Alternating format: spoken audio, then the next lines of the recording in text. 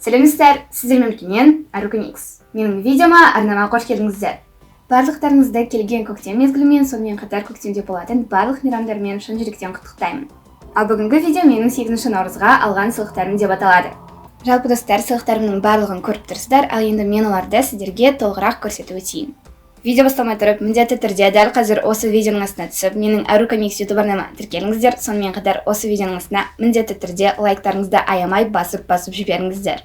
Менің арнамда 350 мың тіркелуші болғанға дейін тіркеліп үлгерген оқырманыма, сонымен қатар осы видеоның астында 15 мың лайк жиналғанға дейін лайк басып үлгерген оқырманыма келесі мейрамдарда дәл осындай көптеген сыйлықтар бұйырсын. Сіздерден тек қана лайк және де тіркелу, ал менен алда көптеген қызықты видеолар. Келістік пе? Ал енді көп созбай мен видеомды бастайын. Сіздер тек қана лайк басып және де тіркеліп үлгеріңіздер. Үлгердіңіздер ғой? Ал енді видеомызды бастайық. Кеттік. Достар, бірден айта өтейін, мына жақта тұрған 3 пакет менің отбасымнан. Әкемнен, анамнан және де інімнен. Сіздерге бірінші көрсеткім келіп тұрғаны осы алтын түсті пакет. Ал енді оның ішіндегі заттарды көрейік. Мен жалпы достар, өзім 8 наурыз күні көп тойлағандықтан, қыдырғандықтан онша көріп үлгермеппін. Бір рет қараған болатынмын, ал енді қазір сіздермен бірге барлығын толығырақ дұрыстап қарайтын боламын. Бұл пакеттегі бірінші зат макси чай, және де макси чайдың жаңа вкусы. Новый вкус макси чай марокканский. Менің сүйікті сусыным.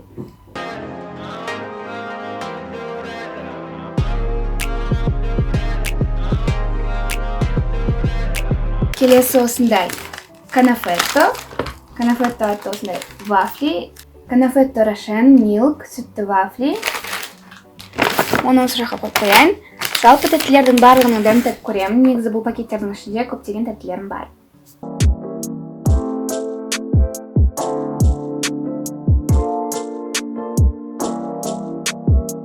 Келесі осындай шоколадтар топтамасы Рахат компаниясынан. Мармелад в шоколаде. Бұл жақта сондай шоколадтар көп болу керек. Жалпы бұлардың барлығын қазір видеодан кейін ашайын, немесе видеоның соңында сіздерге көрсетіп өтетін боламын.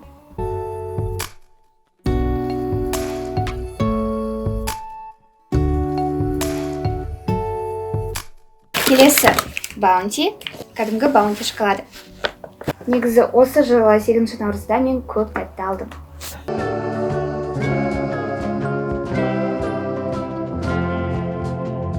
Келесі бұл осындай кружка.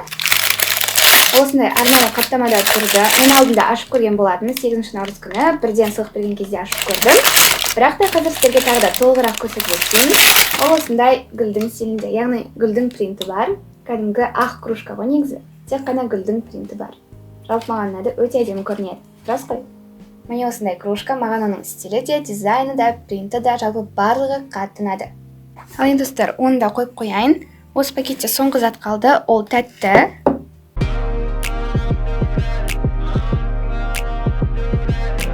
Осы пакеттегі соңғы зат Альпенгольд. Альпенгольдтың клубничный йогуртовый дәмі. Клубника және де йогурттың дәмі қосылған осындай Альпенгольд шоколады. Бірінші пакеттегі заттар бітті, ал енді сіздерге екінші пакетті көрсетіп өтейін.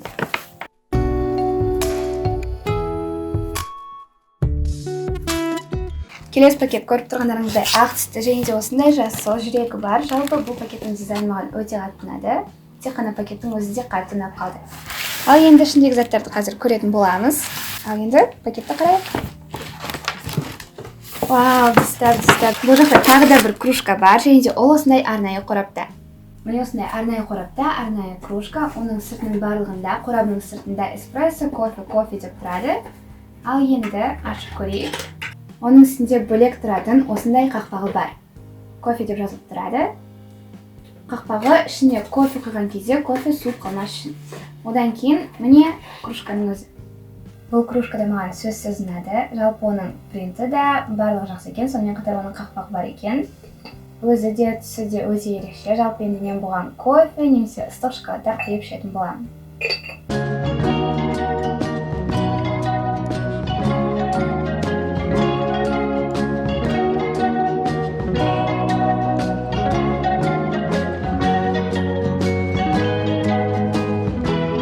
Осы пакеттің ішінен шыққан екінші зат міне осындай зат. Негізі мен бірінші рет оны қараған кезде мен бұны my bottle, яғни бутылка деп ойлап қалған болатын.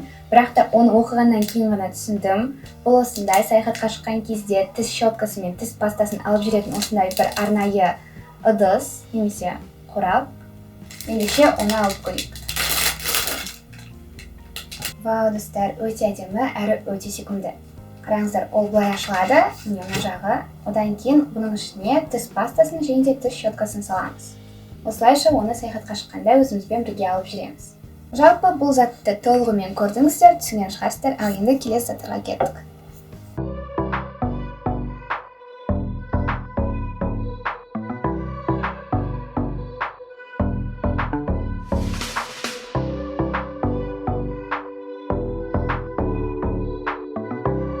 Екінші пакеттегі соңғы зат ол осындай тақтайлар. Міне көріп тұрсыздар, қазір көрсетемін. Жалпы бұл пакетте барлық заттар бітті. Енді оны қоя салайын. Жалпы мен соңғы кездері тамақты өте жиі жасап жүрмін. Екеуінің де арнайы принттары бар екен. Біріншісінде 8 наурыз деп жазылып тұр, ал екіншісінде осындай сурет. Бір шетінде суреті, яғни принті, ал арт жағы жай ғана таза тақтай. Екеуінің де арт жағы тап-таза, ал алдында осындай принт. Өте әдемі, маған ұнады. Тамақ пісіргенде осыларды қолданатын боламын. Ата-анама көп рахмет.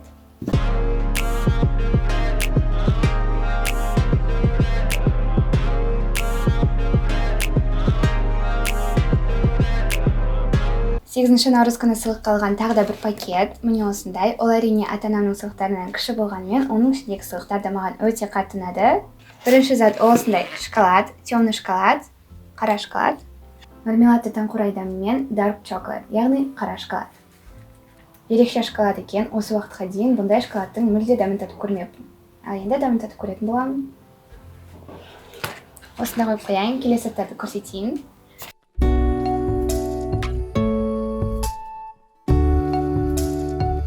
Ендігі зат тағы да бір тәтті, ол осындай KitKat. KitKattың жаңа дәмі. Бұның да дәмін білмейді екенмін. Негізі кәдімгі KitKattың әрине дәмін білемін, бірақ та осы уақытқа дейін дәл осындай Spring Edition'ның дәмін татып көрмеппін. Ал енді дәмін көретін боламын, видеодан кейін жейтін боламын.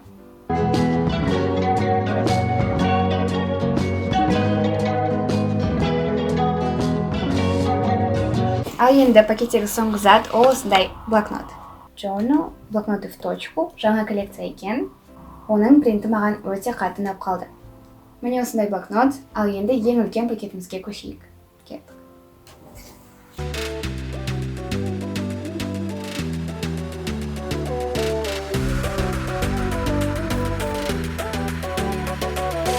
Бұл пакеттегі заттарды мен өте ұнаттым, ал енді сіздерге де көрсетіп өтейін. Біріншісі міне осындай зат, қазір айтамын. Осындай Le Petit Marseille'нің топтамасы. Қораптың сол жағында тұрған гельді душа, ал оң жағында тұрған екі осындай экстра мягкое мыло. Жалпы осындай Le Petit Marseille'нің топтамасы. Маған ұнады, ата-анама көп рахмет. Ал сіздер 8 наурыз күні кімнен, қандай сыйлық алдыңыздар, оның барлығын комментарийге жазып кетіңіздер. Мен оқып көретін боламын. Бұны қойып қояйын. Міне осы жақта тұра берсін, міне достар. Барлық сыйлықтарымды қойып отырмын. Ал енді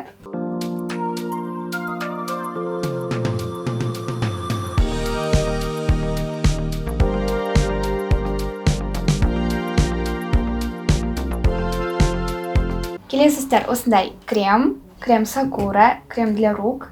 Кремнің сырты да маған бірден ұнап қалды. Sakura парфюмированный крем для рук.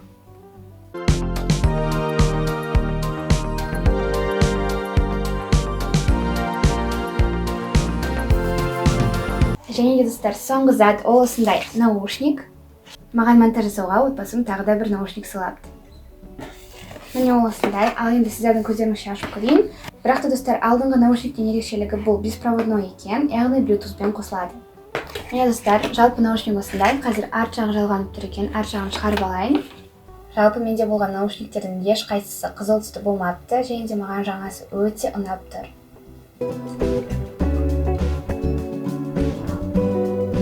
Енді мен осылай монтаж жасайтын боламын.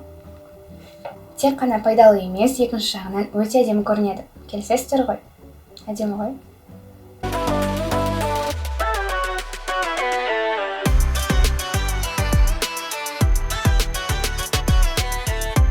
Ал енді сіздерге соңғы көрсететін сыйлығым ол осындай гүл, яғни маған оны 8 наурыз күні таңертең отбасымның барлығы сыйлаған болатын. Сіздерге гүлдерді де сыйлықтардың да барлығын көрсеттім.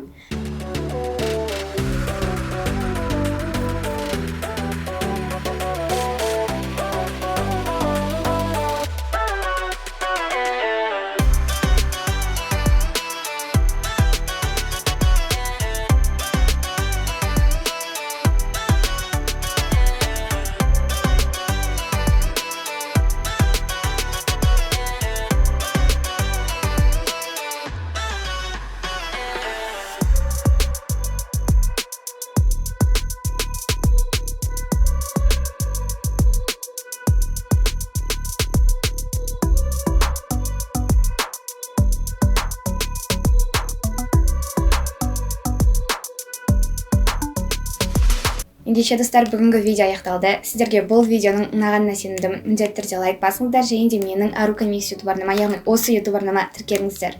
Барлықтарыңызды өте қатты жақсы көремін. Қыздар, 8 наурыздарыңызбен және де барлықтарыңызға келе жатқан мейрамдарыңызбен.